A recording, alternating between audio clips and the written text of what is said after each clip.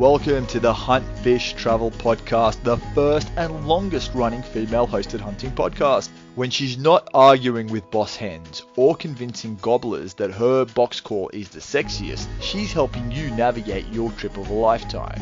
And now, here's your hostess, Carrie Zilka. Welcome to the Hunt Fish Travel podcast. I am your hostess, Carrie Z. This week, we have on the line Adam Kaufman from Prowl Outdoors.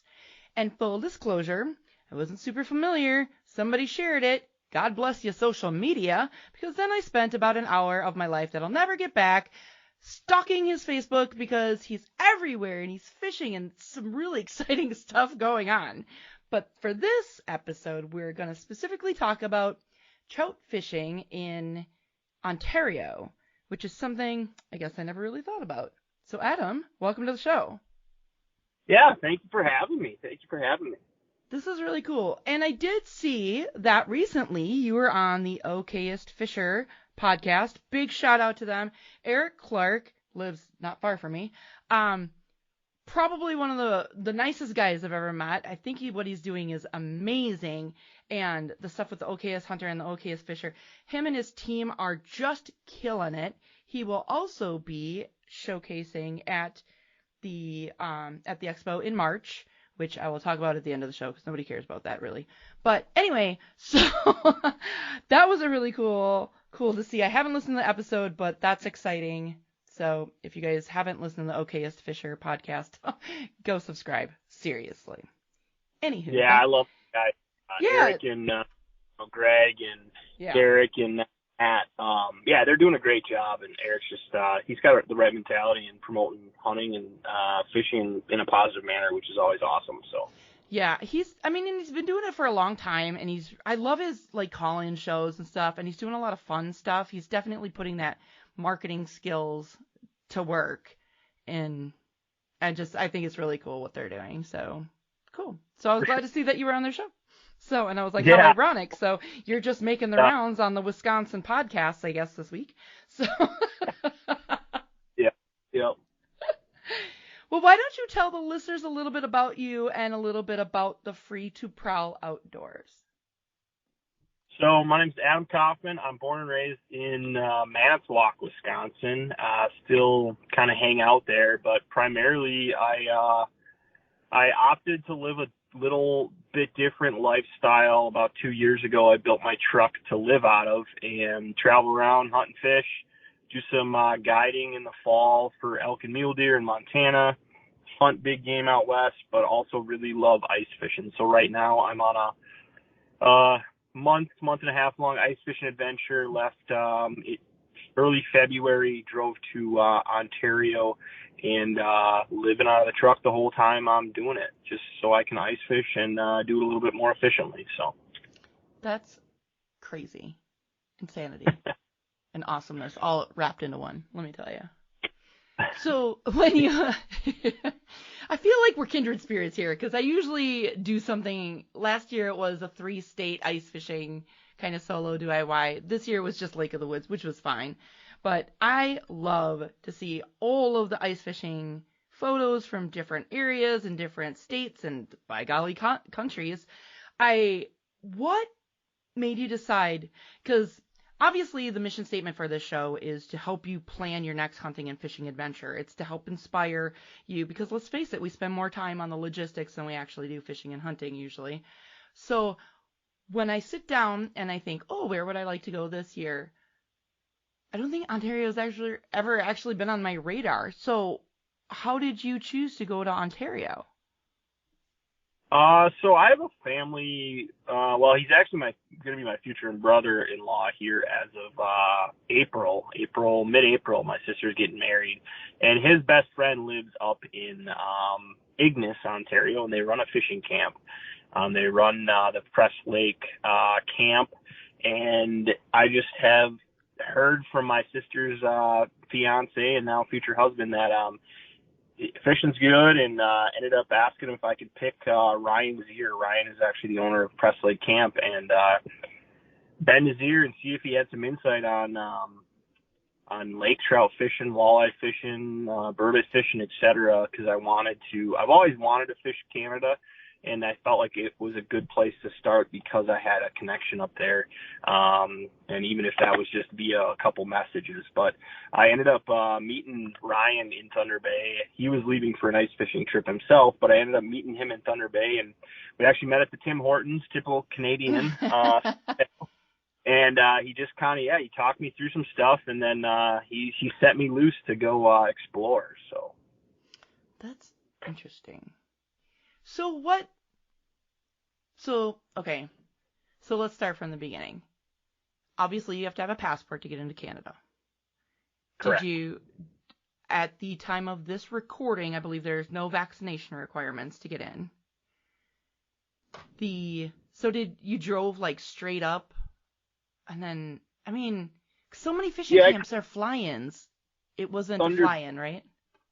Nope, I drove all the way up. So yeah, living out of my truck, traveling, drove all the way up north of Duluth, across the border, basically just south of Thunder Bay. I can't think of that crossing.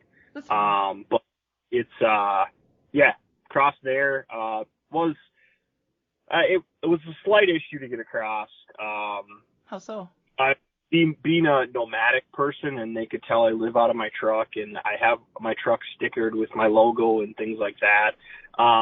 Apparently they don't necessarily they just question a lot of nomadic people like myself.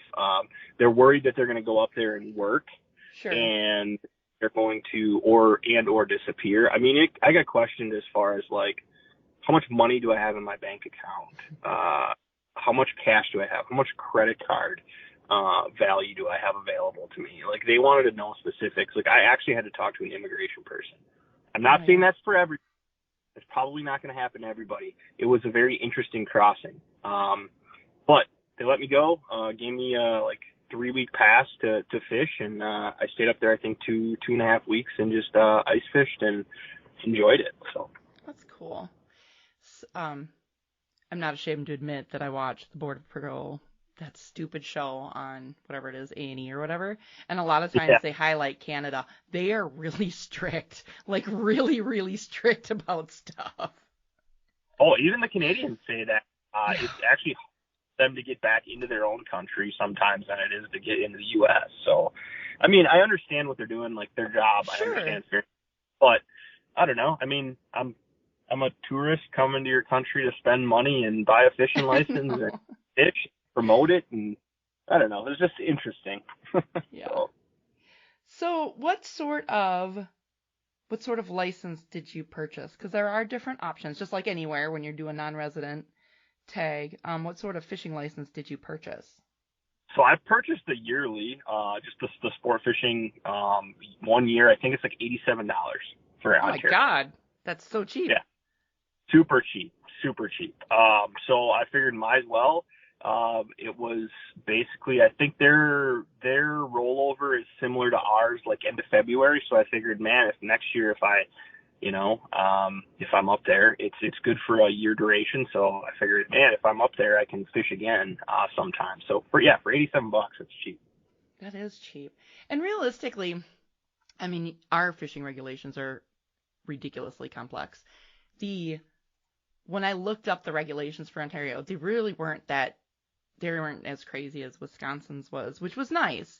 But they had the conservation license, they had a regular limit license, do you remember off the top of your head what your daily possession limit was?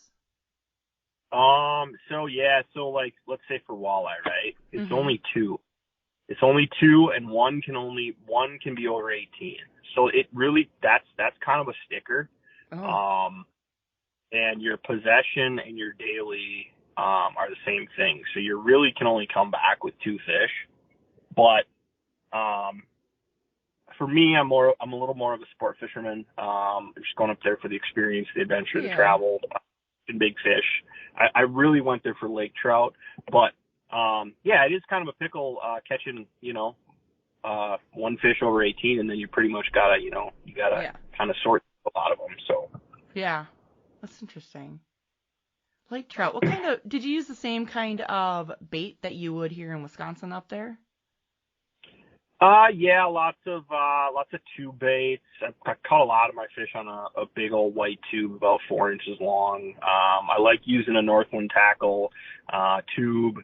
They have 4-inch version. They have multiple sizes weights in that, from a half ounce to an ounce. But they have a really nice stinger hook setup that I like. With lake trout, you tend to get a lot of nips or short strikes, so having that stinger hook is pretty key, especially on a tube bait, only having that one big single bend hook. So Interesting. And were you jigging or were you using tip-ups? Primarily jigging. I did get a couple hits on. I don't run a tip up version. I run a jaw jacker, automatic hook setter. Oh, those are so nice. Yeah, they're great, and I like fighting them on a reel rather than hand lining them. Mm-hmm. I had a couple trips on that. I ended up breaking one off. I know which one I broke off because I ended up recatching him like 4 hours later, jigging. So very hungry lake trout, but primarily jigging, like 50 to 60 feet of water, looking for super steep breaks. Lake trout primarily like to corral their fish, and up there they're primarily chasing Cisco. Some of the lakes up there that's the only commercial fishing they have up there is Cisco for bait. They have very healthy populations of Cisco up there, so they like to corral these big schools of Cisco against very vertical faces, rocky ledges, steep banks, etc. So sometimes if you look at lake trout, there's certain ones that have very blunt noses. That's because they're chasing fish in and out of the rocks, and they're slamming their nose into the rocks chasing bait. Really? Yep. That's nuts. I guess I never knew that. I've always been such a walleye fisherman. I caught my first steelhead through the ice a couple weeks ago, and I am like, bam, obsessed. Yeah. With salmon and trout, like for real. Trout. I mean, there's a reason I like chasing trout. I like chasing trout in general. I like brown trout, brook trout, rainbows, etc. They chase, they fight. They're aggressive. You can have them chase a bait from 50 feet on the bottom all the way to right below the ice. So it's pretty fun to play with them, and that's why I really like chasing trout. Yeah, I definitely agree. I caught it on one of them jaw jackers, and it was like a 12-minute, and it was perfectly clear ice. I have video of like the fish coming up to the ice, and oh god, it was so fun. And I was like, man, walleyes don't fight like this. That's for sure. Like, this is way more fun. But so that's why when I saw the pictures on Facebook, I'm like, oh my god, I gotta interview this guy, because my little mini obsession here. Hey, it's honestly, it's hard for me. Like, everybody always asks me, do you fish panfish? I have nothing against fishing panfish through the ice. Like, I'll do it like right away early ice just to get that itch in right. But after that, once we get good safe ice and the lake trout stuff, I'm going to chase big fish. I just like to fight.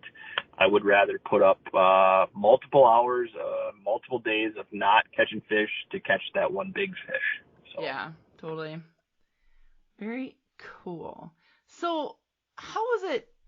Tell me a little bit more about your truck setup, because I mean, it gets pretty cold here in Wisconsin. I can't imagine how cold it is however many hundreds, if not thousands of miles north of us.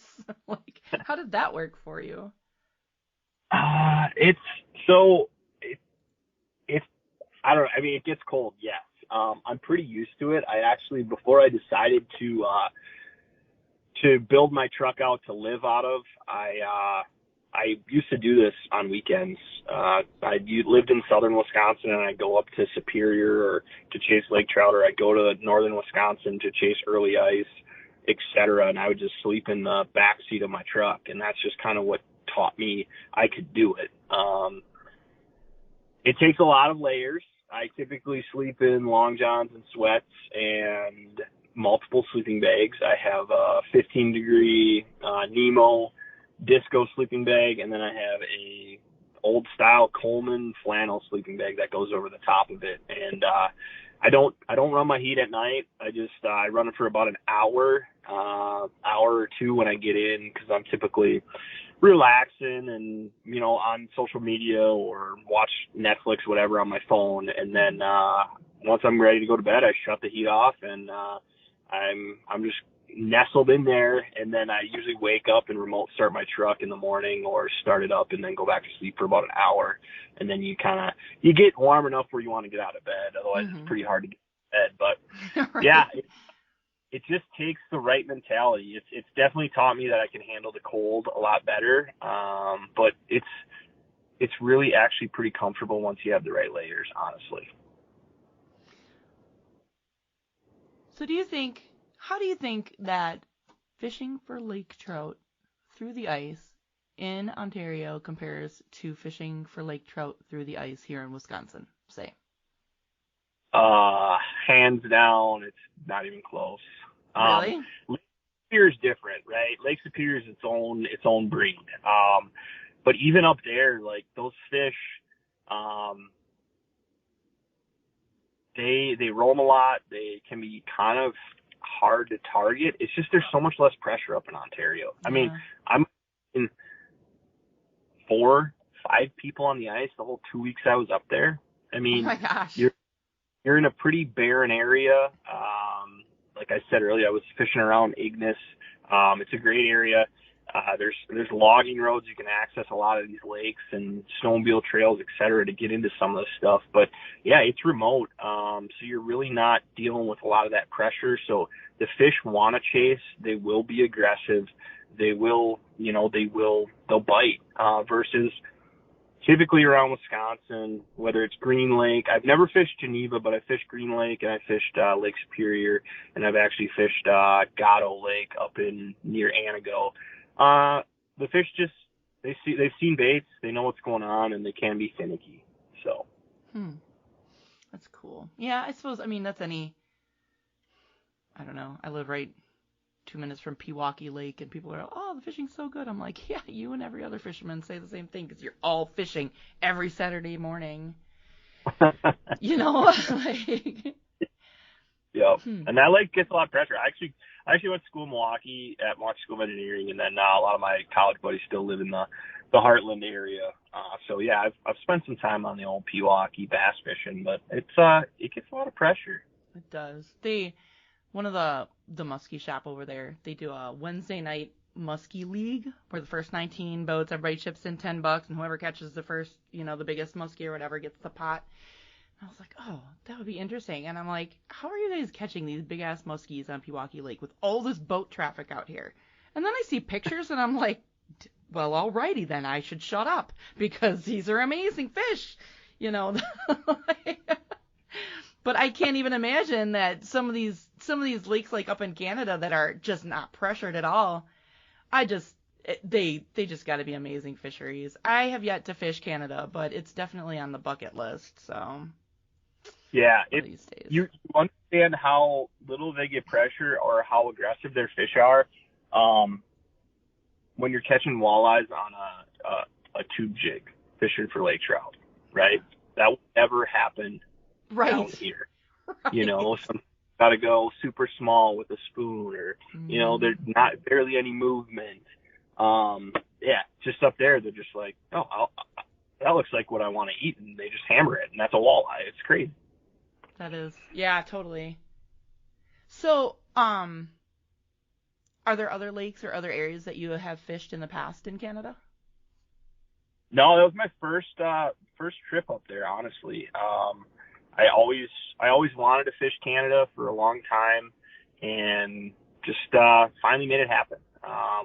Had living out of my truck, being a little bit more flexible with my schedule and doing that kind of stuff. I finally was able to make it work, and it was I'll be back for sure. That's cool. And I'll definitely link to Press Lake Camp in the show notes in case anybody's interested in there. Great reviews.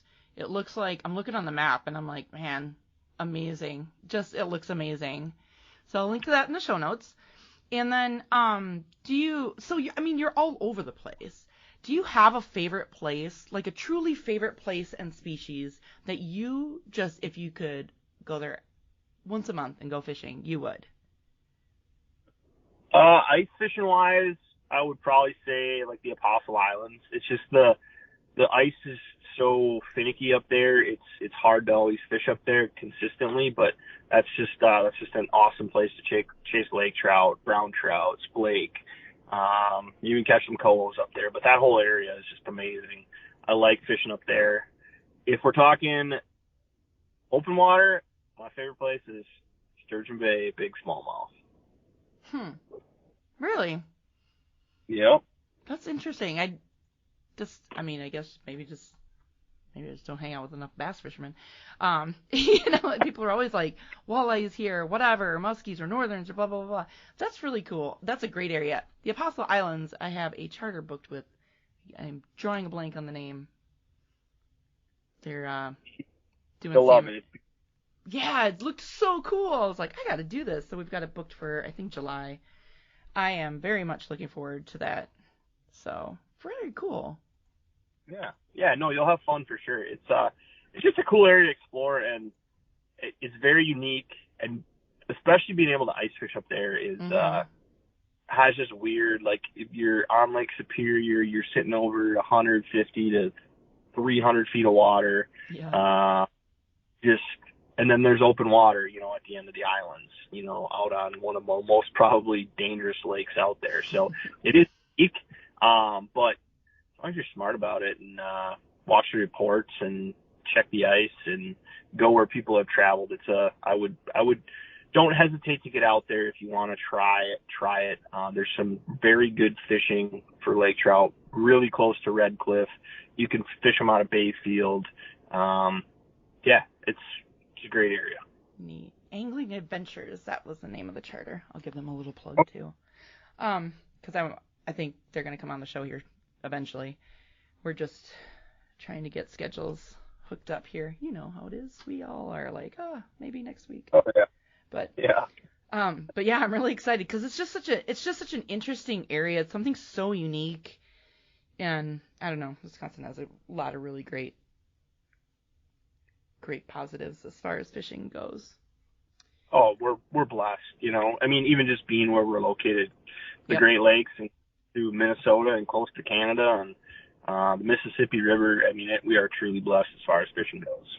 100%. Couldn't agree more. I don't understand people who are like, oh, I hate Wisconsin. I can't wait to get out of here. And I'm like, have you not left your basement? Because there's a lot of cool shit to see. Let me tell you. Don't have the motivation to get out when it's cold. Right? Yeah. Hobbies. Yeah, exactly. Right. Get off your couch. But for sure. So what do you have coming up? Tell me what you have coming up for the rest of the year. What does Free to Prowl Outdoors have coming up for the rest of this year?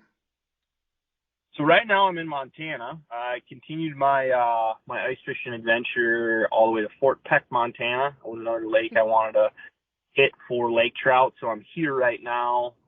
Here for a few more days. I've been here for about a week already. Did some walleye fishing and lake trout fishing, and then probably going to end this whole ice fishing adventure. But then I leave for Texas middle of April. Like I said, my sister gets married down there, but also I have a buddy who owns a ranch down there, so I'm going to do some turkey hunting in Texas in April, and then probably turkey hunt in Wisconsin. Lots of smallmouth fishing in spring, that May time frame when they're the big ones are coming up to spawn in Sturgeon Bay, and then summer I kind of take my time off because then in fall I actually head out to Montana to guide for elk and mule deer. So head back out there, guide for 12 weeks out there, and maybe slip away for a week or two and do some of my own hunting, depending on what I pull for tags. So very cool. Yeah. Well, tell the people and the listeners how they can keep up with all of your adventure. I see you have a website. What are your social media channels? I will, of course, again, link to them in the show notes, but why don't you give them the rundown? Yeah, you guys can find me on all the main social media platforms. I'm on TikTok, currently doing a day-to-day series with how it is to live out of my truck, ice fishing and living out of my truck in the winter. I'm on Instagram, have some more like YouTube style videos on my YouTube channel. And then that includes the hunting and fishing, etc. And then Facebook.